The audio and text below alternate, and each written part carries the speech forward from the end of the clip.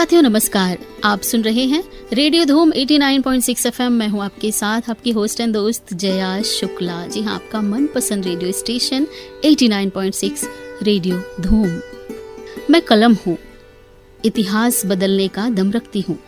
युद्ध हो या शांति हो, फैली कितनी भी भ्रांति हो, मैं कलम हूँ, सबका हिसाब रखती हूँ। साथियों, रेडियो धूम के स्टूडियो में आज एक ऐसी शख्सियत हमारे बीच उपस्थित है जिन्होंने अपने कलम की ताकत से राष्ट्रवाद और नारीवाद के प्रखर स्वर को जन जन तक पहुँचाया है।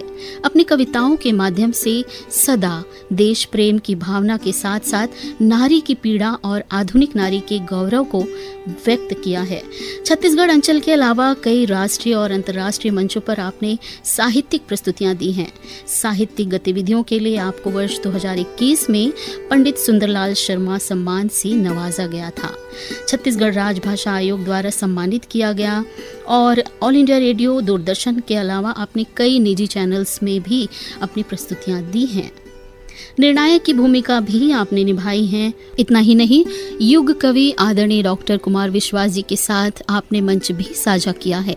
आदरणीय पद्मश्री से अलंकृत स्वर्गीय डॉक्टर सुरेंद्र दुबे जी के साथ भी आपने मंच साझा किया है। और साथियों, हम आपको बता दें कि आज हमारे स्टूडियो में जो शख्सियत उपस्थित हैं, उन्हें साहित्यिक जगत में आहुति के नाम से जाना जाता है और हम बात कर रहे हैं सुश्री अन्नपूर्णा पंवार की। तो चले साथियों, बिना देरी किए कार्यक्रम की शुरुआत करते हैं। बातचीत का ये सिलसिला शुरू करते हैं। बहुत कुछ है जानने को, क्योंकि ये सफर है गेस्ट ऑफ द डे का रेडियो धूम पर। तो सबसे पहले अन्नपूर्णा जी, आपका बहुत बहुत स्वागत है कार्यक्रम में और रेडियो धूम की पूरी टीम की ओर से आपका स्वागत है। बहुत धन्यवाद, बहुत बहुत धन्यवाद। तो अन्नपूर्णा जी, आहुति के तौर पर हमने आपको जान लिया है। कुछ चीज़ें हमें जो सूत्रों से पता चली हैं वो बस मैंने अभी कही हैं। अब ये जो सफ़र 1 घंटे का है, हम साथ में बिताएंगे और इस सफ़र में सबसे पहले हम आपके बारे में कुछ और जानना चाहेंगे। अन्नपूर्णा पंवार के बारे में जानना चाहेंगे। आप कहाँ से हैं, आपने पढ़ाई कहाँ से की, आपके जीवन के बारे में कुछ हमें बताएं। बहुत सुंदर बात पूछी आपने जया जी। ये जो शुरुआत ही आपने की अपने प्रश्न की कि आहुति के बारे में तो हमने जान लिया, अब हम अन्नपूर्णा पंवार के बारे में जानना चाहते हैं। तो जब आप प्रोफेशनली किसी चीज़ को करते हैं या किसी प्लेटफॉर्म पे होते हैं ऑडियंस के सामने, तो बहुत कम ऐसा होता है कि लोग आपको पर्सनली जानना चाहते हैं। मैं शुक्रगुजार हूँ आपकी कि आप मुझे पर्सनली जानना चाहती हैं और आपके ऑडियंस तक पहुँचाना चाहती। तो नाम तो आपने बता ही दिया सभी को कि मेरा नाम अन्नपूर्णा पंवार है।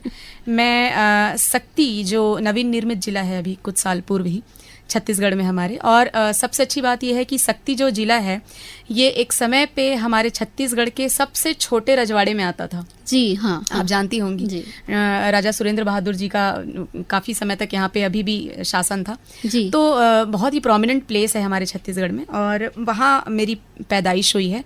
और मेरी जो फॉर्मल स्टडीज़ हैं, मेरी जो पढ़ाई लिखाई है बचपन से सक्ती में ही हुई और ईश्वर की कृपा से, माता पिता के आशीर्वाद से अंग्रेज़ी माध्यम में मेरी पढ़ाई हुई बचपन से जी।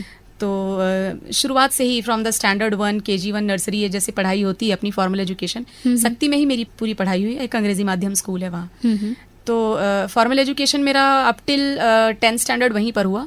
11th जो है मैंने हिंदी मीडियम स्कूल में किया। ये एक थोड़ा सा ट्विस्ट था। हाँ, ये अलग ट्विस्ट है, ये कुछ अलग ट्विस्ट है और ऑडियंस को ज़रूर जानना चाहिए इसके बारे में। जब मैंने 11th क्लास में मुझे शुरू से ही डॉक्टर बनने की बड़ी इच्छा थी। अच्छा। तो मैं डॉक्टर बनना चाहती थी और MBBS करना चाहती थी। ये अब तो जहाँ जीवन जो मुझे ले गया, मैं खुश भी हूँ, लोगों तक पहुँच रही हूँ उसके माध्यम से, लेकिन मैं बनना चाहती थी डॉक्टर। अच्छा। तो उसके लिए मुझे लेना पड़ता साइंस में बायोलॉजी लेके पढ़ना पड़ता और हमारे स्कूल में वो उस समय सुविधा नहीं थी, बायोलॉजी उपलब्ध नहीं थी। तो मैंने क्या किया, हमारे स्कूल के ठीक सामने गर्ल्स स्कूल होता था, कन्याशाला स्कूल। अच्छा। तो ये जो कन्याशाला थी वहाँ हिंदी मीडियम स्कूल थी, वो गवर्नमेंट की स्कूल थी। तो मैंने वहाँ से फिर अपना 1 साल पढ़ाई की। मैंने पता किया कि क्या सही रहेगा, इंग्लिश मीडियम में हमेशा से पढ़े। तो आप देखेंगे कि जो इंग्लिश मीडियम के छात्र होते हैं, हिंदी में उनको बड़ी दिक्कत जाती। हाँ, तो वो बचपन में मुझे भी जाती थी। तो इस चीज़ फिर भी मैंने फाइट किया उस चीज़ से और मैंने हिंदी मीडियम में अपनी पढ़ाई शुरू की। मेरी जितनी भी किताबें जो होती थी, जितने भी मेरे कहना चाहिए कि रेफरेंसेस होते थे, हिंदी और इंग्लिश पैरेलली एक साथ एक ही बेंच में रख के मैं पढ़ती थी। एक तरफ हिंदी मीडियम की बुक्स और एक तरफ इंग्लिश मीडियम की बुक्स। तो मेरे क्लास में भी मैं काफ़ी प्रोमिनेंटली जानी जाती थी उस चीज़ के लिए। फ्रंट बेंच में बैठती थी और ऐसे 2-2 किताबें लेके पढ़ती थी। अच्छा।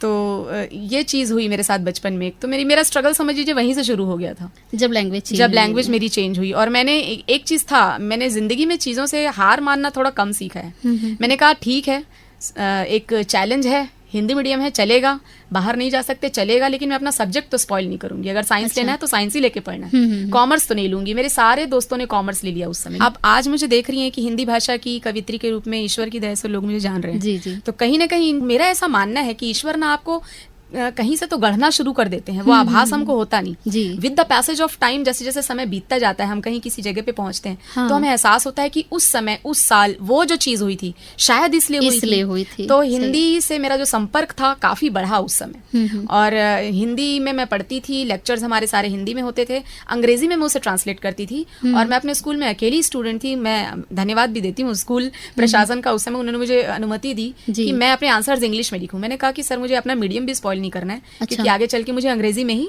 आगे की पढ़ाई करनी है। तो मैं हिंदी मीडियम स्कूल में मैंने अंग्रेजी में सारे आंसर्स लिखे। अच्छा। और भगवान की दया देखी कि मैं ना केवल क्लास में बल्कि स्कूल की टॉपर बनी। अच्छा। और इस तरह से बनी थी कि मुझे बुला करके सम्मानित भी किया गया था। और उस समय जो एक आईसेक्ट कंप्यूटर एजुकेशन अभी भी होती है, जी जी, उन लोगों ने मुझे प्रोमिनेंटली मैंने एक्नॉलेज किया और मुझे सर्टिफिकेशन हुआ था मेरा उस साल कि मैंने स्कूल टॉपर है ये लड़की। और वो भी मतलब मीडियम चेंज होने के बाद। जी जी। तो ये इस तरह की चीज़ें मेरे साथ ना बचपन से होती रही। फिर 12th में मैंने बिलासपुर चली गई थी, वहाँ से मैंने पढ़ाई की। फिर बाकी जो मेरी फॉर्मल एजुकेशन है, मैंने गैप लिया, MBBS की प्रिपरेशन की। तो वैसे बहुत लंबी जर्नी है। MBBS की मैंने बड़ी सारी तैयारी की, PMT की तैयारी की, प्री मेडिकल टेस्ट होते थे पहले, आपको पता होगा जी। और भगवान की दया से हर साल किसी न किसी चीज में मेरा चयन हो ही जाता था। अच्छा। कभी वेटनरी साइंस में, कभी BDS में, कभी नेचुरोपैथी, फिजियोथेरेपी। पर ऐसी एक चीज थी कि हम 5 भाई बहन थे और मेरे परिवार में भी ऐसा नहीं था कि एक बच्चे के ऊपर ही अपन सब कुछ खत्म कर दें। मिडिल क्लास फैमिली से ब्रिंगिंग अप होने के कारण मेरे पिताजी का कहना था कि जो भी मेरे पास जमा पूंजी है मैं पूरी तुम्हारे ऊपर, और उनका कहना भी सही था, पूरी तरह से अपन ऐसे नहीं कर सकते कि बच्चे 4 और हैं भाई बहन। तो उस समय जो 4-5 लाख रुपए थे हमारे लिए बहुत बड़ा अमाउंट होता था। आजकल तो वो बहुत बड़ा अमाउंट नहीं। तो चाह कर भी, बड़ी कोशिश करने के बाद भी मैं MBBS फ्री सीट में समझिए मेरा चयन नहीं हो पाया, क्योंकि जनरल से भी मैं फाइट कर रही थी। जी जी। तो वो चयन नहीं हो पाया। बाकी 4 चीज़ों में मेरा सिलेक्शन हुआ, पर बचपन में हमारा माइंड इतना ब्रॉड होता नहीं। मैंने सारी चीज़ें छोड़ दी MBBS फ्री सीट के चक्कर में। अच्छा। और समझिए कि ये वो बस चीज़ें गढ़ती गई, होती गई। हमको ऐसा लगता है कि शायद हम कहीं पीछे हो रहे हैं या कुछ चीज़ें हमारी छूट गई, शायद ऐसा नहीं होना चाहिए, ऐसा होना चाहिए। आजकल के बच्चों को इससे सीखना भी चाहिए कि हमेशा ईश्वर आपको वैसे फ्रेम नहीं करते। आपकी लाइफ जो पाथ होता है, जीवन का जो मार्ग होता है, वैसा नहीं होता जैसा आप चाहते हैं। एक कहावत भी है ना कि आप मन का हो तो अच्छा और ना हो तो हरी इच्छा से ऊपर तो कुछ है ही नहीं। बिल्कुल। तो फिर ऐसा हुआ कि MBBS मैं नहीं कर पाई उस समय चाह कर भी, और ड्रॉप मैंने लिया, वो भी नहीं कर पाई। फिर मैंने बैचलर ऑफ साइंस किया, BSc किया। मीडियम मेरा अभी भी अंग्रेजी मैंने रखा। और उसके बाद मैंने MBA की तैयारी की, मास्टर इन बिजनेस एडमिनिस्ट्रेशन। तो मैट की प्रिपरेशन घर पे ही मैंने की, उसमें मेरा चयन हुआ और वो एग्जाम फाइट करके क्लियर करके फिर मैंने MBA में एडमिशन लिया। ये तो बहुत यूनिक सा कॉम्बिनेशन आप बता रहे हैं कि मतलब पहले इंग्लिश मीडियम, फिर हिंदी मीडियम, और उसके बाद फिर आपने MBBS की तैयारी की, फिर आपने BSc किया, साइंस से फिर आप एडमिनिस्ट्रेशन में चले गए, MBA किया मैंने फिर। तो समझिए कि तो ये कैसे आया कि मतलब एक साइंस, बॉडी स्ट्रक्चर पढ़ रहे हैं, साइंस पढ़ रहे हैं, काफी चीजें होती है उसमें, फिर आपने प्रशासक मतलब एडमिनिस्ट्रेशन, MBA बिजनेस एडमिनिस्ट्रेशन है, यानी व्यावसायिक प्रबंधन का अध्ययन है वो भी। तो मुझे ये था कि अब अगर MBBS नहीं कर पा रहे हैं तो कुछ ऐसा करें कि एक मैंने महत्वाकांक्षा जो है अपनी आगे आने वाले जीवन की वो पूरी हो सके। तो ये एक बहुत अच्छी बात है अन्नपूर्णा जी। मुझे लगता है इस वक्त अगर कोई विद्यार्थी हमें सुन रहे हैं, मुझे ऐसा लगता है कि बच्चों को सेकेंडरी ऑप्शन भी लेकर चलना हमेशा चाहिए। मैं एक टीचर हूँ तो मैं हमेशा अपने बच्चों को भी सिखाती हूँ कि जैसे गाड़ी में स्टेपनी होती है ना, एक चक्का एक्स्ट्रा, कि 4 चक्कों में भी अगर, वैसे तो 4 चक्के हैं, एक अगर कुछ हो भी गया तो भी गाड़ी चल ही जाएगी, खिंच जाएगी जहां तक अपन को जाना है, लेकिन फिर भी एक स्टेपनी होती है जी। तो कई गाड़ियों में होती है, हर एक में तो नहीं होती पर कईयों में होती है। तो हमको जीवन में एक स्टेपनी जरूर लेके चलनी चाहिए, और वो स्टेपनी हमारे स्किल से, हमारे टैलेंट से ऊपर तो कुछ हो ही नहीं सकता, पैशन से ऊपर। तो अगर आप किसी चीज को, मैंने थोड़ा बहुत टैलेंट है अगर आपका उसमें, तो आप उसे निखारें जरूर। बिल्कुल। और आपने पढ़ा होगा जया जी, आपने बचपन में पढ़ा भी होगा कि महात्मा गांधी भी कहते थे, कि उन्होंने ये जो वोकेशनल ट्रेनिंग पर बहुत ज़्यादा फोकस किया, काम भी किया था कि बच्चों को जो है सिलाई, बुनाई, कढ़ाई या अलग अलग तरह की चीज़ें स्कूल के दौरान ही सिखाई जानी चाहिए, ताकि उनकी जिस प्रकार की रुचि है वो अपनी रुचि के अनुसार अपना एक साइडवेज प्रोफेशन अपना तय कर सके। या आप स्पोर्ट्स करना चाहते हैं तो उसमें, या आप अब तो बहुत सारे अपने पास ऑप्शंस खुले हुए हैं। टेक्नोलॉजी पहले होती नहीं थी, अब तो टेक्नोलॉजिकली इतना एडवांस्ड है हम लोग कि वो भी एक ऑप्शन है। बच्चे जो करना चाहते हैं डिजिटल मीडिया में, इसमें उसमें, तो वो कर सकते हैं। इन सब चीजों में समय का लेकिन बहुत महत्व, समय रहते हमें उन चीजों को फिर जागरूक होना चाहिए, समझना चाहिए। तो माता पिता का बहुत बड़ा रोल है इसमें प्ले करने के लिए। माता पिता और गुरुजन जो होते हैं, साथ ही एक जो बच्चा जब थोड़ा बड़ा हो जाता है, 11th-12th स्टैंडर्ड में चला जाता है, तो अपने हिसाब से उसकी एक अवधारणा भी बनने लग जाती है, चीजों की कॉन्सेप्ट है ना, पढ़ाई लिखाई से जुड़ी या जीवन से जुड़ी एक अवधारणा उसकी अपने आप निर्मित होने लगती है। तो वो खुद ही चूज कर सकता है कि वो किसे अपना मेंटर बनाना चाहता है, या कहीं ना कहीं उसका कोई ना कोई एक आदर्श हो। एक ना हो तो अलग अलग चीजों के अलग अलग आदर्श भी होते हैं, हो सकते हैं, है ना। तो वो अपने दिमाग में खुद ही सोचने लगता है कि इसको किया जाए तो कैसे किया जाए। तो ये मेरी सोच है उसके बारे में। तो एमबीए के स्टूडेंट कहाँ पहुंचे? एमबीए करने के बाद फिर बिजनेस एडमिनिस्ट्रेशन से रिलेटेड कैंपस तो हुआ, मेरा नौकरियां लगी, लेकिन कुछ जीवन ने इस तरह से टर्न लिया, मेरी मैरिज हो गई थी उसके ठीक बाद। अच्छा। तो फिर अपने गृहस्थ जीवन में थोड़ी सी व्यस्त हो गई मैं। कहीं ना कहीं मेरे जीवन में ये मोड़ आता है, और वो आवश्यक भी है। पर कहीं ना कहीं मेरे अंदर इस बात की ग्लानि रहती थी कि मैं बहुत कुछ करना चाहती थी बचपन में, और बहुत सी चीजें मैंने छोड़ी, और बहुत कुछ ऑप्शंस अभी भी है, लेकिन शायद मैं कुछ नहीं कर पा रही हूँ। तो ये ग्लानि अपने मन में रखते हुए मैंने फिर अपना, मेरा जीवन लाइफ पाथ चल ही रहा था। अच्छा। फिर बच्चे होने के बाद, जब मैंने बेटा हुआ मेरा पहला, उसके बाद ही मैं टीचिंग के प्रोफेशन में आ गई, क्योंकि बचपन से मैंने टीचिंग भी की थी, मैंने आपको नहीं बताया। अच्छा। जैसे 12th स्टैंडर्ड मेरा पास हुआ था, तो जिस स्कूल में मैं पढ़ी थी उसी स्कूल में मैंने पढ़ाना शुरू कर दिया। वाह, ये तो बहुत अच्छी बात है। मतलब जिस स्कूल में आप शिष्या रही होंगी, आप वहाँ फिर इमीडिएटली अनुभव रहा? जी, हमारे जो प्रिंसिपल थे उस समय, पहली बार नए नए बन के आए थे, अभी वो मेरे राखी ब्रदर भी हैं, मैंने उन्हें राखी बांधती हूँ। तो काफी वो मैंने बहुत सपोर्टिव रहे और खुश भी थे मुझसे, तो उन्होंने बहुत सपोर्ट किया मुझे। And at the same time उसी समय पर मुझे कक्षा 8 का क्लास टीचर उन्होंने बना दिया, एक 12वीं पास लड़की को। तो समझ लीजिए 8th स्टैंडर्ड की मैं उस समय क्लास टीचर थी। कहीं ना कहीं मेरे अंदर ये बीज रोपित हो गया कि आगे चल के मुझे शिक्षा के क्षेत्र में भी काम करना है। तो ईश्वर आपको गढ़ता रहता है, मैं बार बार इस बात को रिपीट कर रही हूँ, और आप उस चीज को समझ नहीं पाते, समय रहते आपको बाद में समझ आती कि ये चीजें जो मेरे साथ उस समय हुई, वो आगे चल के मेरे जीवन को ऐसा मोड़ दे रही। तो फिर आज अब देखिए, एक टीचर ही हूँ मैं, लेक्चरर के पोस्ट पे इंग्लिश लैंग्वेज की लेक्चरर हूँ, और अपना state government school education department में हूँ छत्तीसगढ़ के।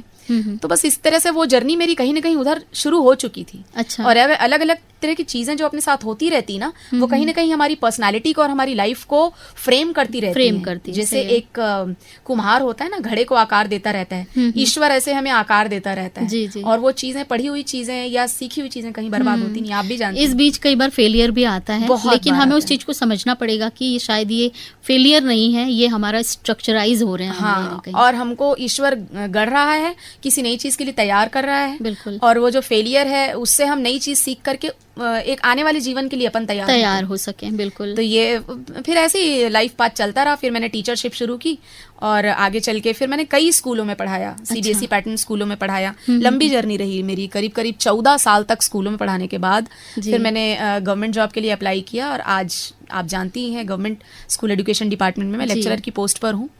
और अपार्ट फ्रॉम दैट मैंने फिर अपने लिए समय निकाला। मुझे लगा कि जीवन से मैंने जो बचपन से ही मैं लेखन में रही, एक पार्ट ये भी हमारा छूट गया। 7th स्टैंडर्ड में जब मैं थी, तब एक सर ने मुझे बहुत प्रेरित किया था, और उनकी प्रेरणा से ही मैंने लिखना शुरू किया। अच्छा। तो 9th में जब मैं पहुंची, 9th क्लास में, तो हमारा उस समय एमपी होता था। आपने भी मध्य प्रदेश पढ़े होंगे, अपन एमपी बोर्ड ऑफ एजुकेशन। जी बिल्कुल। हाँ। छत्तीसगढ़ उससे अलग नहीं हुआ था। तो हमारा एरिया बहुत बड़ा था। एमपी मतलब बहुत बड़ा राज्य, बहुत बड़ा। उस राज्य में समझिए कि मेरा चयन हुआ था हमारे रीजन में बाल लेखिका के रूप में। अच्छा। हाँ, और कवित्री के रूप में। तो उस समय उस चीज की इतनी इंपॉर्टेंस समझ नहीं आती थी। 7th से ही मैं लिखती थी। 9th में मेरा चयन हो चुका था। गौर यूनिवर्सिटी सागर में मैं जाकर के मैंने अपना लेखन किया था। उसमें एक दुवन्नी नाम की कहानी मैंने लिखी थी, वो मुझे अभी भी याद है, वो मेरे पास सेव्ड भी है। तो कहानी पर भी थोड़ा बहुत काम किया है, हालांकि कम किया है कहानी लेखन पर। तो शुरुआत मेरी कहानी लेखन से ही हुई। अच्छा। आज कविताओं में मैं हूँ, और बहुत से कॉलम्स और स्तंभ वगैरह लिख रही हूँ।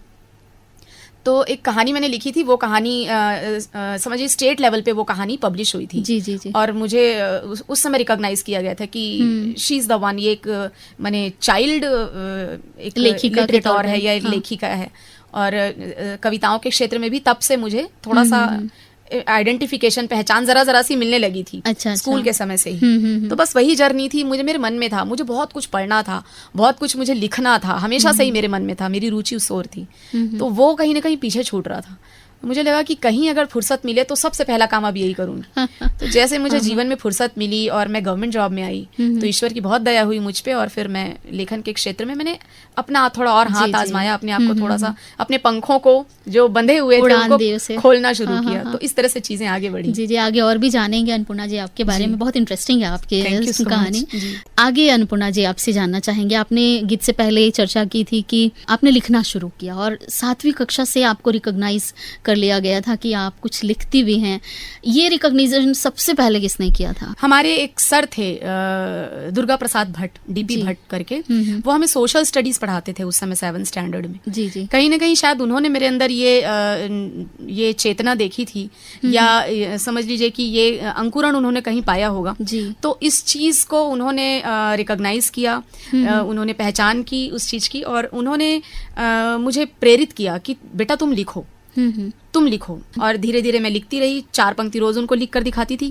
तो टीचर्स का क्या होता है कि कहीं ना कहीं हम लोगों को ये एक प्रिविलेज या विशेष हम ईश्वर का आशीर्वाद हमको प्राप्त है कि हम एक बच्चे के साथ उसके जीवन के आरंभ होने से लेकर अंत तक रहते हैं। जी, उसके मन मस्तिष्क में हमारी एक विशेष छाप होती है, और इतना पायस जॉब है, इतना पवित्र काम है कि जीवन दुनिया में कोई दूसरा काम ऐसा है ही नहीं जी। सोचिए कि मैं आज भी जब विभिन्न मंचों पर जाती हूँ और बार बार उनका नाम जब मैं लेती हूँ, मुझे बड़ी खुशी होती है। और आज सर मुझसे जुड़े हुए हैं। कुछ दिनों पूर्व लास्ट ईयर जब डॉक्टर कुमार विश्वास के साथ मेरा मंच था, तो उन्होंने मुझे अलग अलग न्यूज़पेपर्स में पढ़ा। अच्छा। और मेरी तस्वीर देखी उन्होंने, तो जब ये देखा वो बहुत ज्यादा खुश हुए। मेरा उनका संपर्क टूट चुका था। अच्छा। बचपन में उन्होंने मुझे पढ़ाया, फिर वो अलग अलग हमारी जर्नी होती, लाइफ जर्नी हम अलग हो जाते। तो उन्होंने मुझे आइडेंटिफाई किया कई न्यूज़पेपर्स में कि बोले ये तो वही अन्नपूर्णा पवार है जिसको मैं बचपन में प्रेरित करता था कि तुम लिखो। और देखो आज ये कवित्री बन गई है, ये लिख रही है। बहुत खुश हुए वो। उन्होंने मुझे सर्च किया, मैंने उनको सर्च नहीं किया। अच्छा। तो ये एक तरह से मेरे लिए बहुत बड़ा आशीर्वाद और प्रसाद था। सर कहते हैं, जब मेरी उनसे बात हुई, वो कहते हैं कि मेरे लिए ये आशीर्वाद है ईश्वर का कि मेरा गढ़ा हुआ बच्चा आज अपने जीवन के उस लक्ष्य को प्राप्त कर चुका जो कभी मैंने उसके लिए सपना देखा। तो ये बहुत बड़ी बात है। टीचर का हमारे जीवन में क्या महत्व होता है, शिक्षक का, ये हमारे श्रोताओं तक इस माध्यम पहुंच भी रहा होगा। बिल्कुल। तब उन्होंने मुझे पढ़ा, मेरी आंखों में आंसू थे, उनकी आंखों में पहले आ चुके थे जब उन्होंने मुझे पेपर में पढ़ा। तो जी जी जी। और कहीं से उन्होंने मुझे संपर्क किया, फिर नंबर पता करके, और फिर हमारी उनकी आज बात होती है जी। तो समझ लीजिए कि वो प्रक्रिया चलती रही। 8वीं तक पहुंचते पहुंचते मैंने खुद से लिखना शुरू कर दिया। अच्छा। क्योंकि हमारे सर का ट्रांसफर हो चुका था तब तक। खुद से लिखना शुरू कर दिया। 9th स्टैंडर्ड में मैंने आपको बताया कि मुझे स्टेट लेवल पे रिकॉग्नाइज कर लिया गया था कि ये बाल लेखिका है हमारे यहाँ क्षेत्र में कोई, और ये लिखती है, कविताएं लिख रही है, कहानियां भी लिख रही है। तो चयनित करके मुझे ऊपर तक गौर यूनिवर्सिटी सागर में इस चीज का अवार्ड भी मिला था, और मुझे आइडेंटिफाई किया गया। कुछ चयनित बच्चे उसमें गए थे, तो ईश्वर की इतनी दया हुई कि मेरा भी उसमें नाम था। जी जी। तो डायरी का पहला पन्ना जो होता है, मैंने सुना है कि वो बहुत यादगार होता है, हमेशा यादगार होता है। तो क्या डायरी के उस पहले पन्ने की कुछ यादें हैं आपके साथ? मैं बता सकती हूँ आपको, सच में बहुत यादगार होता है। जैसे कहते हैं ना कि पहला प्यार इंसान को नहीं भूलता। बिल्कुल। तो मैं ये कह सकती हूँ कि एक कवि को अपनी पहली रचना शायद नहीं भूलती। शायद वो पूरी तरह से याद ना हो, कहीं कुछ भूल जाऊं मैं, लेकिन उसके 4 लाइनें तो मुझे आज भी याद है। बहुत सुंदर सी मैंने रचना लिखी थी कि उन्मुक्त गगन में उड़ जाऊं मैं अपने पंख पसार, आजादी की अलख जगाऊं हर घर हर एक द्वार, सूरज की स्वर्णिम किरणें हर आंगन में रास रचाएं, स्वच्छंद अनिल के हर झोंके हर सुमन संग रास रचाएं, देश को दें ऐसा अद्भुत अनुपम उपहार, उन्मुक्त गगन में उड़ जाऊं मैं अपने पंख पसार।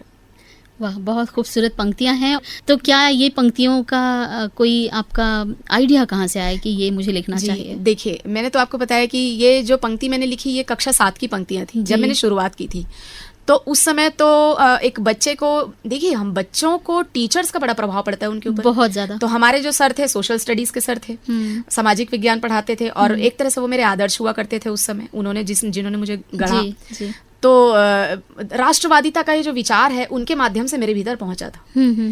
पहली कक्षा जब उन्होंने लेनी शुरू की, आज सर अगर कभी मुझे सुनेंगे, और ऑब्वियसली ये उन तक जरूर पहुंचेगा, मुझे विश्वास है, तो बहुत वो फिर से प्रफुल्लित होंगे, खुश होंगे कि पहली कक्षा जब उन्होंने मुझे ली थी हमारी, जी। तो प्रियम्बल उन्होंने सिखाया था। प्रियम्बल जो कि होता है we the people of India, हाँ, having solemnly resolve to constitute Indians into sovereign socialistic secular democratic republic, तो ये उन्होंने याद कराया था हमको पहली कक्षा में।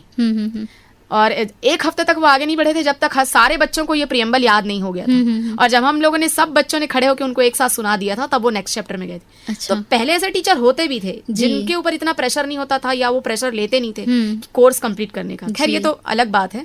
तो इस तरीके से मुझे राष्ट्रवाद की विचारधारा मेरे अंदर उन्होंने बचपन से इस माध्यम रोपित कर दी थी। जी। तो इन पंक्तियों में आप सुन रहे होंगे, मैं अभी भी राष्ट्रवाद की ही बात कर रही हूँ कि उन्मुक्त गगन में उड़ जाऊं मैं अपने पंख पसार, और आजादी की अलख जगाऊं हर घर हर एक द्वार। तो मतलब ये प्रेरणा का जो स्तंभ है वो बहुत मजबूत होता है जब लिखना शुरू किया जाता है। और आपने पहली पंक्ति बिल्कुल दिल से छू लेने वाली पंक्तियां आपने लिखी उस उम्र में, मतलब जिस समय बच्चे होते हैं। हाँ, ये तो बात सच है। और एक विरोधाभासी बात ये भी है, कंट्रास्टिंग आज के समय में, क्योंकि मैं अंग्रेजी की लेक्चरर हूँ, तो समझ लीजिए अंग्रेजी के लेक्चरर तो एक अलग बात हो गई, लेकिन आज देखिए कि इंग्लिश मीडियम के जो बच्चे हैं, मैं भी इंग्लिश मीडियम में ही थी, जी जी, इंग्लिश मीडियम में ही मैंने पढ़ाई की, तो वो जो बच्चे होते हैं ना, हिंदी में उतनी पकड़ नहीं होती उनकी। जी जी। तो मुझे भी लगता है कि बच्चों को ना अपनी मातृभाषा में भी पकड़ रखनी चाहिए। बिल्कुल। मातृभाषा में, राज्य की भाषा में, अपने घर की भाषा में। बिल्कुल। भाषा संचार का एक बहुत सशक्त माध्यम होता है, बल्कि एक सोल माध्यम होता है। बाकी चीजें तो सेकेंडरी होती है, जेस्चर और ये और वो सारी चीजें। भाषा से अगर कोई ना भी बात करे तो भी भावनाएं लोगों तक पहुंच जाती है। जी।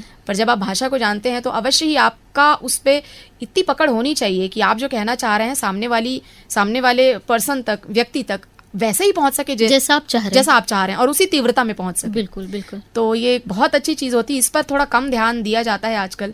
बच्चों के तो मेन सब्जेक्ट्स भी होते हैं जिस पर वो बहुत फोकस करते हैं, जी, है ना। और ये मंच पर, विभिन्न मंचों पर अपने आप को लेकर सामने खड़े होना, ये भी जरूर सिखाना चाहिए शिक्षकों को। बिल्कुल। स्कूल शिक्षा में ये चीजें जरूर होनी चाहिए। बिल्कुल होनी चाहिए, क्योंकि अपनी बात को रखना और मौलिकता के साथ ये बहुत ज्यादा जरूरी, बहुत आवश्यक है। तो यहाँ पे फिर से कविताओं पर लौट आते हैं। जी जी। बहुत से रस होते हैं, 9 रस होते हैं जहाँ तक मैं समझ पा रही हूँ। आपने वीर रस चुना, कोई खास वजह? एक क्या होता है ना कि जो कवि होता है, लेखक होता है, कोई ना कोई उसके भीतर एक दूसरा जो व्यक्ति होता है ना, जो जीवित होता है, उसकी जो आत्मा होती है, कहीं ना कहीं एक रुझान होता है उसका अलग जीवन के प्रति, अपना उसका एक समझ लीजिए कि एक दर्शन होता है। जी जी। तो मेरा दर्शन यदि आप पूछें जीवन के प्रति, तो मुझे ऐसा लगता है कि हमेशा ओज में होना, तेज में होना, और जीवन का ऐसे सामना करना कि टूटना नहीं, टूट भी रहे हैं तो बिखर गए हैं तो फिर से समेट के अपने आप को खड़े होना। जी जी। तो ये जो भावना मेरे अंदर शुरू से ही रही, मेरे व्यक्तित्व का हिस्सा है वो। कह लीजिए मेरा सॉफ्टवेयर है। हाँ, तो इंसान अपने हार्डवेयर तो बदल जाते हैं उसके, और अपने आप को अलग अलग कपड़े वो पहन सकता है। जी। विचारधारा भी समय पर बदलती रहती है, लेकिन अंदर से आपका जो सॉफ्टवेयर है, ईश्वर ने आपको जैसे गढ़ दिया, वो वैसे का वैसा ही रहेगा। वो चिप जो उसने डाल के भेज दिया आपके अंदर, आप अंतिम सांस तक वैसे ही रहेंगे। तो कहीं ना कहीं मेरे अंदर वीर रस की समझ लीजिए कि समझ, या वीर रस के प्रति रुझान, वीर रस के प्रति प्रेम बचपन से ही था, जब मैं नहीं भी जानती थी। अब जबकि मैंने उसको आइडेंटिफाई किया तो मुझे लगा कि ये वाली चीज ही मैं बेहतर कर रही हूँ। तो डायरी के पहले पन्ने की बात हमने की, पहले मंच की बात की जाए, क्योंकि एक होता है कविता लेखन और एक होता है कविता पाठ। जी। तो ऐसा कोई कविता पाठ आपके करियर के एकदम शुरुआती दौर का? जी, मैं आपको बताना चाहती हूँ कि वैसे तो लिख तो मैं बहुत पहले से रही थी, बचपन से लिख रही थी, लेकिन मैं आपको बताऊँ कि मंची यात्रा बहुत अधिक पुरानी नहीं। जी। मंच जो है 2018 से ही मैंने लगभग शुरू किया। अच्छा। 2018-19 के आसपास का ही समय रहा होगा। और बहुत अच्छी बात है, आप मुझसे आज रायगढ़ की भूमि में ये प्रश्न पूछ रही हैं। संस्कृति धानी हमारे छत्तीसगढ़ की, और यही इसी भूमि से, इसी संस्कृति धानी से मेरे पहले मंच की शुरुआत। अरे वाह जी। ये तो हम विस्तार से जानना चाहेंगे कि कहाँ और किस प्रकार। ये एग्जैक्टली मैं आपको स्थान तो नहीं बता पाऊंगी, मुझे वो याद नहीं है, लेकिन अटल बिहारी वाजपेयी जी का जन्मदिन के उपलक्ष्य में एक कार्यक्रम था जी। उसमें सडनली मुझे परफॉर्म करने का मौका प्राप्त हुआ। जी जी। तो मैं गई और मैंने पाठ करना शुरू किया। चूंकि मेरा पहला मंच था, मैं अंदर से बहुत ज़्यादा प्रिपेयर्ड भी नहीं थी, लेकिन क्योंकि रचनाएं तो मौलिक होती हैं, मौलिक रचना थी और मुझे परफॉर्म करना था, तो मैं गई, मैंने किया, और वो मेरे लिए ईश्वर के प्रसाद के समान था कि ऑडियंस इस तरीके से मेरे साथ जुड़ी, पहले मंच में ही इस तरीके से कनेक्ट हुई कि मुझे मंची जो दूसरे कवि थे, मेरे जो सीनियर्स थे, उन लोगों ने कहा कि नहीं, तुम्हारा जन्म तो कविता पाठ करने के लिए ही हुआ है। अच्छा। अब तक जो भी कर रही थी वो तो जरूर करो, लेकिन ये मत छोड़ना, ये तो तुम जरूर करो। तो इस तरीके से मेरे पहले मंच की शुरुआत हुई। कुछ पंक्तियां याद हो इस पहले मंच हाँ, मैं कोशिश कर सकती हूँ कि हम वंशज महाराणा के रानी झांसी के अनुयायी सहन करें सम्मान पे अत्याचार, नहीं वो नौबत आई। हम वंशज महाराणा के रानी झांसी के अनुयायी सहन करें सम्मान पे अत्याचार, नहीं वो नौबत आई। और इन्हीं पंक्तियों से मेरी शुरुआत हुई थी, और जिस तरीके से मैंने फिर पढ़ना शुरू किया, ऑडियंस बहुत अच्छी मुझसे कनेक्ट हुई। लोग मुझे वहीं से उन्होंने मुझे जानना शुरू कर दिया, आइडेंटिफाई करना कि कोई एक लड़की है, वीर रस में लिख रही है और पढ़ रही है और अच्छा पढ़ रही है। अच्छा, तो समझ लीजिए कि वहीं से मेरी जर्नी धीरे धीरे शुरू हुई।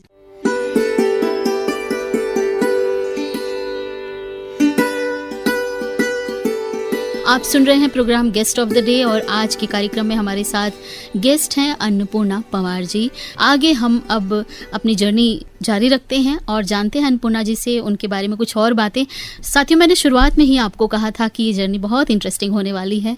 बहुत सी अच्छी अच्छी बातें अभी हमने सुनी, और हमारे बहुत सारे जो साथी हैं जो लेखन के क्षेत्र में आगे बढ़ना चाहते हैं, निश्चित तौर पर मुझे ऐसा लगता है कि आपको एक प्रेरणा इनसे ज़रूर मिल रही होगी। अन्नपूर्णा जी, आपकी सारी बातें हमने सुनी, और अब तक हम आपके उस सफ़र पर आ चुके हैं जब आपने पहली बार मंचीय प्रस्तुति दी थी।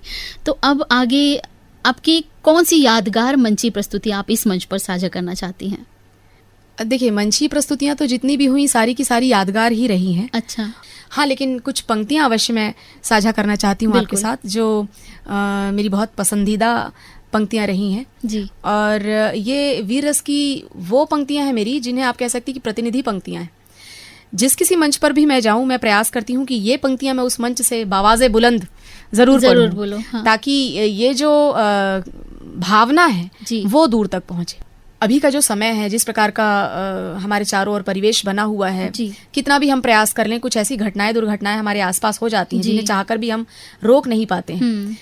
तो जब ऐसी दुर्घटना कुछ होती है, चाहे वो बहुत बड़े स्तर पर हो या छोटी भी, अगर कभी कुछ ऐसी होती है घटना तो घटना है, या आपको एहसास होता है कि कहीं तो मेरे साथ कुछ गलत हुआ, बिल्कुल, हाँ। तो एक जो भाव आपके भीतर उत्पन्न होना चाहिए, माँ दुर्गा का जो भाव उत्पन्न होना चाहिए, आप उस दुर्गा की छवि को याद कर लें, महाकाली की छवि को याद कर लें, और तब इन पंक्तियों को सुने। धारण कर ले शूल कमंडल, अब मर्दन की बारी है, दिखला दे तू सकल विश्व को, तेरी क्या तैयारी है, दिखला दे तू सकल विश्व को, तेरी क्या तैयारी है। और तेरे साहस पे संशय जो करता था वो चाटे धूल, तेरे साहस पे संशय जो करता था वो चाटे धूल, समझ के तुझको फिर से अबला करना बैठे कोई भूल, समझ के तुझको फिर से अबला करना बैठे कोई भूल। उद्घोषण हो, उद्घोषण हो, उद्घोषण हो रण का चंडी, उद्घोषण हो रण का चंडी, के विलाप तेरा आलाप बने, तेरे सम्मुख जो शत्रु हो दंभ उसका पश्चाताप बने, तेरे सम्मुख जो शत्रु हो दंभ उसका पश्चाताप बने, के फिर से शस्त्र उठा बैठे जो तेरे कंगन वाले हाथ, के फिर से शस्त्र उठा बैठे जो तेरे कंगन वाले हाथ, कम करके शीश धड़ों से ही वापस होंगे म्यानों में आज, कम करके शीश धड़ों से ही वापस होंगे म्यानों में आज। और तूने जो मन में ठाना है अत्याचारी को मिटाना है, तूने जो मन में ठाना है अत्याचारी को मिटाना है, तो दुराचार फिर स्वयं से ही इस पृथ्वी से मिट जाना है, दुराचार फिर स्वयं से ही इस पृथ्वी से मिट जाना है। पंक्तियां और कविता तो काफी बड़ी है, मैं सीधे आपको अंतिम पंक्ति और मेरी फेवरेट पंक्ति में जोड़ रही हूँ। बिल्कुल। कि कर सकती है, कर सकती है, कर सकती है तू भी तांडव, कर सकती है तू भी तांडव, के शिव का ही न है अधिकार। जो शिव शिव है तो तू भी तो शक्ति का है सागर विस्तार। जो शिव शिव है तो तू भी तो शक्ति का है सागर विस्तार। शक्ति का है सागर विस्तार, शक्ति का है सागर विस्तार। बहुत सुंदर, बहुत खूबसूरत पंक्तियाँ, बिल्कुल वीर रस और ओज से भरी हुई। ये जो लिख रही थी जिस वक्त आप, क्या विचार था मन में? यही जो निकल कर आ रहा है क्या आसपास के परिप्रेक्ष्य को देखते हुए? बिल्कुल सही कह रही हैं आप। देख रहे हैं कि कितनी चीजें हो रही हैं हमारे आसपास में, कई तरह की घटनाएं हो जाती हैं। जी जी। आप वर्तमान समय में आप देखिए कि हमें बहुत सारी सीख भी मिलती है समाज की ओर से कि आप ऐसे रहें, इस तरह के कपड़े पहने, इस तरह से चलें, ऐसा हाव भाव होना चाहिए, ऐसी चीजें होती है। एक जो विशेष दल है समाज का कहना चाहिए, वही इन जो सीखों को हम तक लेकर आता है, हमारे पास पहुंचाता है। पर मैं प्रश्न पूछना चाहती हूँ उस समाज से कि एक जो 6 महीने की बच्ची होती है, जब दिल्ली की घटना आप देखें, 6 महीने की बच्ची के साथ इस तरह उसे किस प्रकार रहना चाहिए, उसे कैसे रहना चाहिए कि वो झबला पहनना छोड़ दे? क्या उसको आप सिखा दो कि साड़ी कैसे पहनना है 6 महीने की बच्ची को? तो ना तो बच्चियों को समझा जा रहा है, ना तो एक कन्या को समझ पा रहे हैं हम, ना तो एक महिला को समझ पा रहे हैं अधेड़ उम्र की, ना तो एक वृद्धा को हम समझ पा रहे हैं। ये बहुत आवश्यक है समाज तक इस संदेश का पहुंचना कि हम केवल जो सदैव लड़कियों को और नारियों को सिखाते रहते हैं कि आपको ऐसे जीना चाहिए, वैसे जीना चाहिए, ऐसे करना चाहिए, वैसे करना चाहिए, ये ऐसे कपड़े पहन लो, वैसे पहन लो, तो मुझे नहीं लगता कि केवल कपड़ों का इसमें हो सकता है कोई रोल होगा प्ले करने का, हो सकता है कोई रोल होगा, मैं चलिए ये मान भी लिया, चलिए ये बात मान ली। लेकिन कहीं ना कहीं हमारे देश में हमारे जो लोग हैं उसमें एक पुरुष वर्ग को ये समझना बहुत आवश्यक है, और पुरुष वर्ग सीधे सीधे नहीं समझेगा। हम जो अब आने वाली नई जनरेशन है उसमें हम अपने बच्चों को, बालकों को इस तरह की शिक्षा दें, प्रेरणा दें कि वो नारी का सम्मान करना सीखे, बच्चियों का सम्मान करना सीखे, अपने आसपास से शुरू करे, कि अपने घर से शुरू की जाए। कैरेक्टर बिल्डिंग बहुत आवश्यक है, बहुत जरूरी, चरित्र का निर्माण बहुत आवश्यक है। और चरित्र का निर्माण, चरित्र का अर्थ केवल ये नहीं है आप कि आप किस प्रकार से देह के रूप में किसी से जुड़ते हैं, चरित्र केवल वह नहीं होता। मेरा ये मानना है कि चरित्र अर्थात देह नहीं है, पूरा व्यक्तित्व होता है चरित्र का मतलब, आपका पूरा ऑरा होता है चरित्र। देह तो आपके वश में है, वो आपका व्यक्तिगत निर्णय है। देखिए बात केवल इसकी नहीं है, फेमिनिज्म की बात नहीं कर रहे हैं, कहीं ना कहीं एक वर्ग तक ना ऐसी बात पहुंचती है कि यदि मैं बात कर रही हूँ या हमारी जैसी कुछ महिलाएं यदि बात करती हैं इन विषयों पर, तो ये हो जाता है फेमिनिस्टिक लोग हैं। गलत अगर कुछ हो रहा है, चाहे वो किसी भी वर्ग के साथ, किसी भी व्यक्ति विशेष के साथ, किसी भी रूप से हो रहा है, तो उस पर चर्चा अवश्य की जानी चाहिए। किसी प्रकार से यदि सुधार हो सकता है तो उसके ऊपर विचार अवश्य किया जाना चाहिए। जी। और जो भी हमारे हाथ में है करने की चीजें, उसको हमें जरूर करना चाहिए। और कलम जब उठी है तो क्रांति तो आई है जी। ऐसे विचारों पर जब तक लिखा जाएगा और मंचों के माध्यम से आसान तरीके से लोगों तक पहुंचा जाएगा, निश्चित तौर पर इस पे परिवर्तन और बदलाव, क्रांतिकारी बदलाव जरूर आएगा, ऐसा मुझे लगता है। और आपसे मिलकर तो और भी लग रहा है कि हमारे बीच से ही महिलाएं अगर इस प्रकार के भावनाओं के साथ मंच पर जाती हैं तो निश्चित तौर पर परिवर्तन होगा। जी जरूर होगा। तो अन्नपूर्णा जी, नारी सशक्तिकरण पर हम बात कर रहे थे और आप सामने हैं, स्टूडियो पर हैं, इतना अच्छा लिखती हैं, बिना आपकी रचना सुने हम आगे नहीं बढ़ सकते हैं यहाँ पर। तो नारी सशक्तिकरण पर हम कुछ और आपकी रचनाएं सुनना चाहेंगे। बहुत बहुत धन्यवाद। मैं तो हमेशा सोचती हूँ कि मेरी बात जनता तक पहुँचे और आप मुझे वह अवसर दे रही हैं, तो धन्यवाद तो आपका भी है। आइए एक और कविता आपको सुनाती हूँ और मुझे आशा है आपको अवश्य पसंद आएगी। कि देखिए आज का समय और परिवेश ऐसा बना हुआ है कि नारियों के साथ जो दुर्घटनाएं होती हैं, पहले तो माधव थे जी, कृष्ण थे, जब द्रौपदी के साथ चीरहरण हुआ, आप वो दृश्य याद करें कि सभा लगी हुई है और पांचाली को बुलाया जा रहा है और दुर्योधन बैठे हुए हैं और 5 पांडव भी बैठे हुए हैं। 5 पांडव के होते हुए भी द्रौपदी की लाज की रक्षा 5 पति में से कोई भी नहीं कर पा रहा है। लेकिन जब वो माधव को याद करती है, माधव आते हैं और अतिरिक्त चीर देकर उनके सम्मान की रक्षा करते हैं, उनकी लाज की रक्षा करते हैं। तो वो तो पुराना समय था, वो जो भी था। अब तो वो समय नहीं है जी। और अब तो माधव भी नहीं है कि नारियों की लाज बचाने के लिए वो मौजूद नहीं है हमारे समाज के बीच में। हाँ। तो अब आपको अपना माधव स्वयं बनना पड़ेगा, अपना कृष्ण स्वयं बनना पड़ेगा और अपनी लाज के लिए, अपने सम्मान के लिए, अपने हक के लिए स्वयं खड़े होना पड़ेगा जी।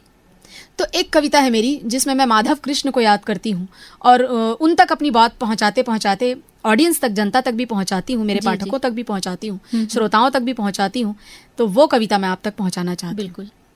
कि लुट रही है द्रौपदी, गोविंद तुमको भान है, लुट रही है द्रौपदी, गोविंद तुमको भान है, अनगिनत पीड़ाओं की जैसे हृदय में खान है, लुट रही है द्रौपदी, गोविंद तुमको भान है, पग अड़ा कर है खड़ी, पग अड़ा कर है खड़ी, जहाँ तट को लहरें चीरती हैं, पग अड़ा कर है खड़ी, जहाँ तट को लहरें चीरती हैं, भय से दो दो हाथ करती निर्भयाएं कब डरी हैं, तन है जर्जर आत्माएं छलनी छलनी क्रोध से हैं, तन है जर्जर आत्माएं छलनी छलनी क्रोध से हैं, और फिर भी लड़खड़ाते पग खड़े बस इच्छा शक्ति बोध से हैं,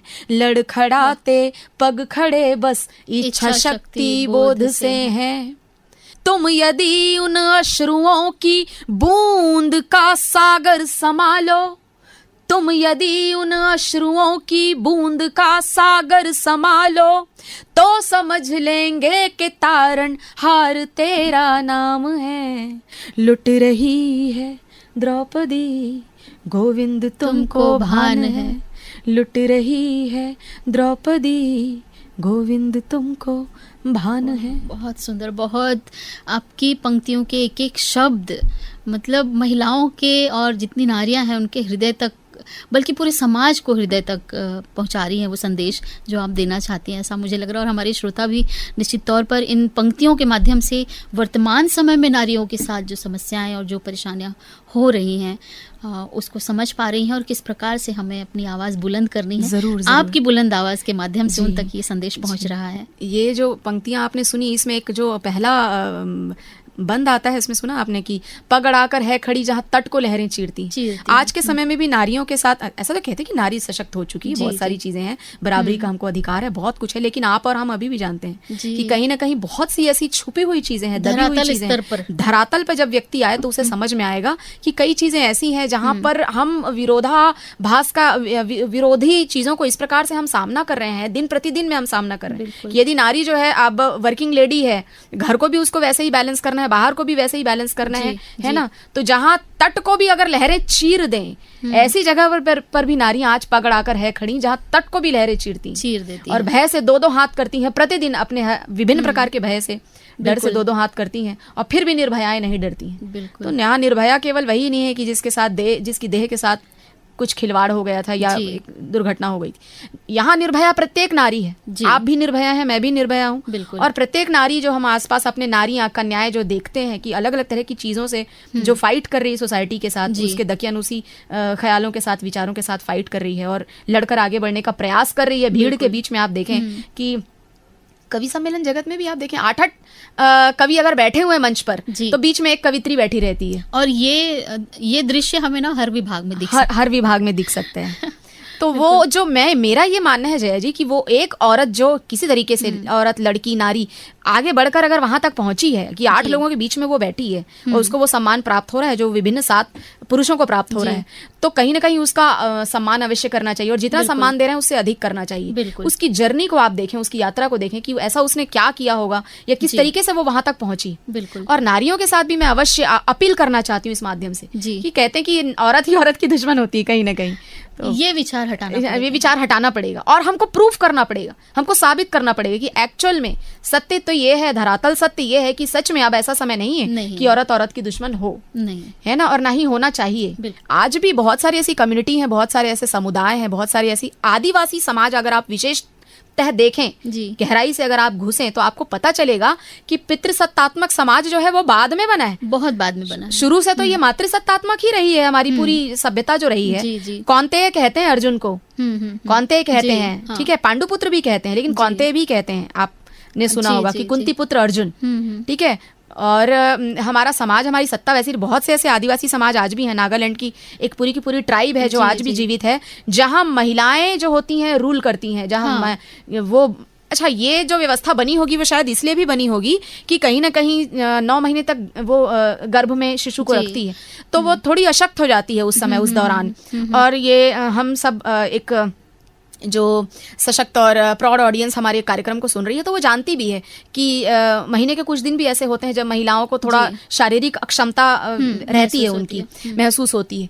तो इन चीजों को देखते हुए कहीं ना कहीं ऐसी व्यवस्था की गई होगी कि नारियों को रेस्ट मिल सके, रिलैक्सेशन मिल सके। और फ्रंट पर पुरुष आगे आए होंगे कि ठीक है, तुम इस समय आराम करो, हम हैं तुम्हारी जगह देखने के लिए। लेकिन धीरे धीरे समाज जो ऐसा गढ़ता गया, ऐसा होता गया कि औरतों को एक तो प्रॉपर्टी भी समझा जाने लगा, संपत्ति भी आधुनिकता की दौड़ में कहीं ना कहीं ये हुआ है, ऐसा लगता है हमें। ऐसा लगता है। और औरतें इस कारण से, इस चीज से वो थोड़ी सी पीछे हो गई। लेकिन देखा जाए वैसा तो बायोलॉजिकली, जेनेटिकली और विभिन्न तरीकों से फिजियोलॉजिकली कहीं ना कहीं वो उसमें अधिक शक्ति है, अधिक ताकत है। और कुछ तो एक चीज ज्यादा है, साइंस भी ये कहता है कि जब शिशु का निर्माण होता रहता है तो पहला तो ये होता है, पहला चरण ये होता है कि लड़का ही होगा।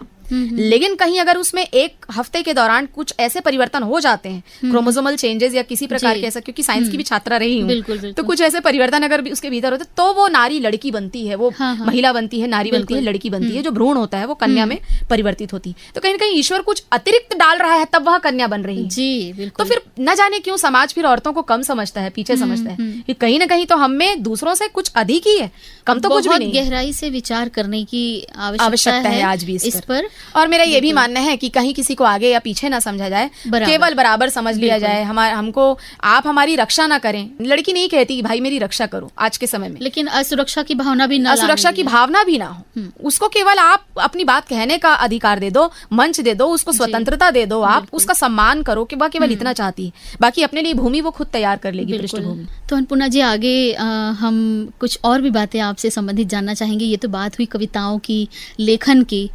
क्या आप गीत भी लिखती हैं? हाँ, एक किताब है मेरी, मार्केट में अवेलेबल है, अमेज़न पर भी उपलब्ध है जी, जो सन 2021 में तत्कालीन मुख्यमंत्री माननीय श्री भूपेश बघेल जी ने जिसका विमोचन किया था।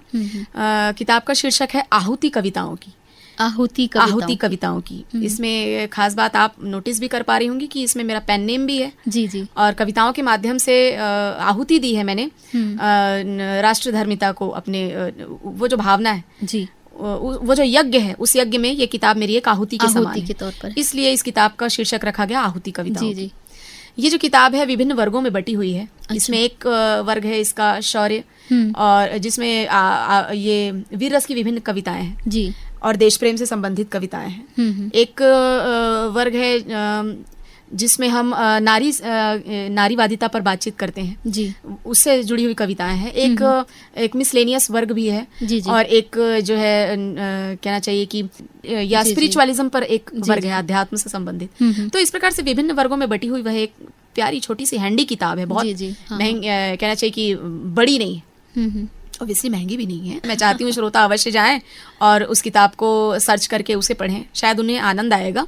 मैं गारंटी करती हूँ कि अवश्य आनंद आएगा जी। आहुति कविताओं की एक अच्छी किताब है। और अलावा इसके आपने मुझसे गीत के बारे में पूछा, तो देखिए गीत तो एल्बम्स मेरे काफ़ी सारे हैं, यूट्यूब पर भी अवेलेबल है, स्पॉटिफाई में भी है। अच्छा। और आप देखेंगे तो जो विंक म्यूजिक है, जो आजकल बहुत सारे म्यूजिक के प्लेटफॉर्म्स हैं, उसमें भी कुछ गीत हैं मेरे। और एक जो एल्बम में ऐसे ही एक और गीत है मेरा, भगवान शंकर पर लिखा हुआ भजन। अच्छा। वो बहुत मेरे हृदय के निकट का गीत है, और उसकी बहुत सुंदर एक कहानी है कि वो जो रचना मैंने लिखनी शुरू की थी, 3 महीने मैंने उसे लिखा है। 3 महीने पहले दिन जब मैंने उसकी पहली 2 पंक्तियां लिखी, सडनली मतलब मुझे प्रेरणा हुई, ईश्वर की प्रेरणा कहें या जो भी कहें, कि शीश चंद्र विराट वल्लभ हे जटा में गंगधारी, नट ललाट त्रिनेत्र आभा नंद की करते सवारी। और न जाने क्या हुआ, ईश्वर ने मुझे इतनी प्रेरणा देकर 2 पंक्तियों में वो समाप्त हो गया। अच्छा। इसके बाद मैंने उसका इंतजार किया। मेरी एक बात है जया जी, जब तक वो ओवरफ्लो नहीं होता मेरे अंदर से, मैं जबरदस्ती लिखने नहीं बैठती कभी। मेरे बच्चों ने भी मुझे देखा है, ऑब्जर्व किया होगा मुझे जरूर, कि लिखती तो जरूर हूँ, लेकिन मैं ऐसे चलो लिखते हैं करके बैठ के कभी नहीं लिखती। जी। एक टास्क की तरह, एक टास्क की तरह मैंने कभी नहीं किया। जब वो मेरे भीतर भावना इतनी भर जाती है कि वो ओवरफ्लो होने लगती है, जैसे पानी छलकता है, वैसे जब वो ओवरफ्लो होने लगती है, तो जैसे एक माँ को महसूस होता होगा ना, जिसने गर्भ धारण किया है, वैसी अनुभूति होती है, मैं आपको बताती हूँ। और जब तक वो लिख करके उसका डिलीवरी नहीं हो जाती, तब तक के मेरा काम खत्म नहीं होता। तो मुझे लगता है कि ये अनुभूति अवश्य हर प्रकार के कवियों को होती होगी। तो वो जो रचना थी ना 3 महीने बाद फिर खत्म हुई। एक और गीत है बड़ा प्यारा सा है, छत्तीसगढ़ी रचना है कि मोर छत्तीसगढ़ महतारी जी, तोर भुइया के माटी दाई प्यूरा रंग कन्हारी मोर छत्तीसगढ़ महतारी। ये जो रचना है इसकी भी एक खास कहानी है। ये जो रचना है इसमें 6 अंतरे हैं और हर एक अंतरे में छत्तीसगढ़ की माटी की इस प्रकार से चर्चा हुई है कि एक तो खास इसलिए भी है कि छत्तीसगढ़ी में पूरी रचना। वैसे मैं लिखती हूँ हिंदी में, लेकिन बहुत कम रचनाएं मेरी हैं जो छत्तीसगढ़ी मूल भाषा में मैंने रचना की है, क्षेत्रीय भाषा में। तो ये उसमें से एक बड़ी प्रोमिनेंट कविता है मेरी और उस कविता को गीत का रूप दिया है। एल्बम भी है इसका जिस बड़ा प्यारा सा है, आप अवश्य अपने श्रोताओं को सुनाइएगा। तो ये जो गीत है ना, इसमें प्रत्येक अंतरे में, एक में छत्तीसगढ़ की खान पान, एक में छत्तीसगढ़ की संस्कृति, एक में छत्तीसगढ़ के टूरिज्म डिपार्टमेंट पर्यटन की चर्चा की गई है और छत्तीसगढ़ के लोक कलाओं की चर्चा की गई। प्रत्येक अंतरे में छत्तीसगढ़ का आप संपूर्ण दर्शन करेंगे। बहुत ही प्यारा गीत है। और आप अगर अनुमति दें तो मैं 2 पंक्तियां आपको गाकर सुनाती हूँ। बिल्कुल। कि मोर छत्तीसगढ़ महतारी, मोर छत्तीसगढ़ महतारी, तोर भुइया के माटी दाई, तोर भुइया के माटी दाई प्यूरा रंग कन्हारी मोर छत्तीसगढ़ महतारी। बहुत अच्छा लगा अन्नपूर्णा जी आपसे बात करके। बातें बहुत सारी हैं और मुझे लगता है कि समय बहुत सीमित है हमारे पास। अंत में हमारे श्रोताओं के लिए आप कोई संदेश यदि देना चाहें तो इस मंच के माध्यम से। श्रोताओं के लिए संदेश तो केवल इतना ही है कि आज के समय, आज जो परिवेश है हम सब उसको जानते ही हैं और एक कवित्री, एक लेखिका आपसे क्या कहेगी। जो समसामयिक जिस तरह की चीज़ें हो रही हैं, जो घटनाएं हो रही हैं, राष्ट्रवाद की कवित्री हूँ, राष्ट्रवाद पर लेखन करती हूँ, तो मुझे तो मैं श्रोताओं को भी यही कहना चाहती हूँ कि यदि किसी प्रकार से परिवर्तन लाया जा सकता है तो वह परिवर्तन सबसे पहले अपने भीतर लाया जाए। बिल्कुल। और परिवर्तन स्वयं से ही सबसे पहले आरंभ होता है। तो राष्ट्र धर्म प्रथम धर्म है मेरे लिए और यही सब बाकी ऑडियंस के लिए भी होना चाहिए। तो प्रथम धर्म क्या, चाहे वो महिला हो या पुरुष हो, राष्ट्र धर्म परमो धर्म प्रथम धर्म, सबसे पहला धर्म राष्ट्र का धर्म है। और यदि ये भावना हमारे भीतर रोपित है, अंकुरित है, कहीं अंकुरण है हमारे भीतर इस भावना का, तो जाहिर है हम ऐसी चीजें करेंगे जिससे हमारे देश का और समाज का भला हो। बिल्कुल। ठीक है। तो वो महिला हो, पुरुष हो, नारी हो, लड़की हो, बालिका हो, कन्या हो, एक शिक्षक भी हूँ, तो यही धर्म और यही बात मैं अपने बच्चों को भी सिखाती हूँ कि काम ऐसा करो कि समाज को तुम पर गर्व हो, काम ऐसा करो कि राष्ट्र को तुम पर गर्व हो। बिल्कुल। और बस यही संदेश है मेरा ऑडियंस के लिए भी। जी। और अन्नपूर्णा जी, अंत में हम जानना चाहेंगे रेडियो धूम आकर आपको कैसा लगा? मुझे बहुत अच्छा लगा जया जी, बहुत अच्छी अनुभूति है रेडियो धूम के माध्यम से। ये जो मेरी बात है ऑडियंस तक पहुंची है, मेरा परिचय ऑडियंस तक पहुंचा है, मैं बहुत बहुत धन्यवाद ज्ञापित करना चाहती हूँ रेडियो धूम की पूरी टीम को, विशेषतः आपको।